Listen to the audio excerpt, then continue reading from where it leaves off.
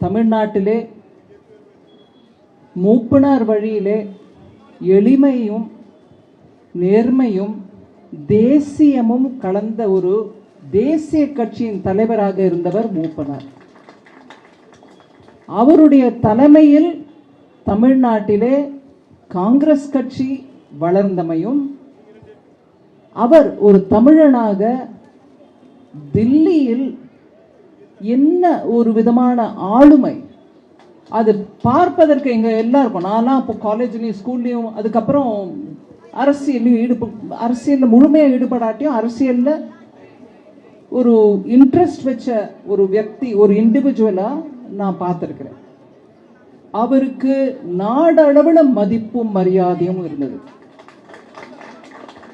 பீகார்காரங்களுக்கு அவரை தெரியாது, ஹரியானாக்காரங்களுக்கு அவர் தெரியாது அப்படின்லாம் ஒண்ணுமே இல்லை.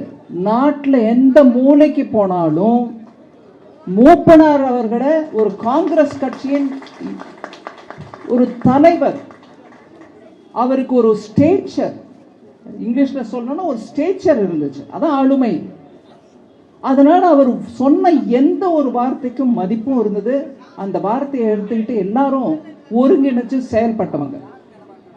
அந்த மாதிரி ஒரு ஆளுமை உள்ள மூப்பனார் தமிழ்நாட்டுக்கே பெருமை சேர்க்கும் அளவில் பிரதம மந்திரியாக ஆக வேண்டிய ஒரு சந்தர்ப்பம் உருவாச்சு. பாரதிய ஜனதா கட்சியின் முன்னாள் தலைவர் அண்ணாமலை அவர்கள் அதை எடுத்து சொன்னார். ஆனா அவர் பிரதமரா ஆக வேண்டிய அந்த தருணத்தில் ஆக விடாம தடுத்த சக்திகள் யாருன்னு கூட நம்மளுக்கு எல்லாருக்கும் தெரியும்.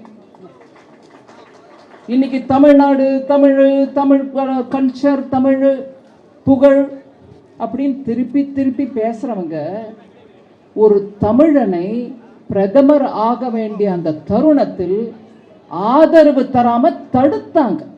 இதையும் நம்ம மனசுல வச்சுக்கணும், மறந்துட முடியாது.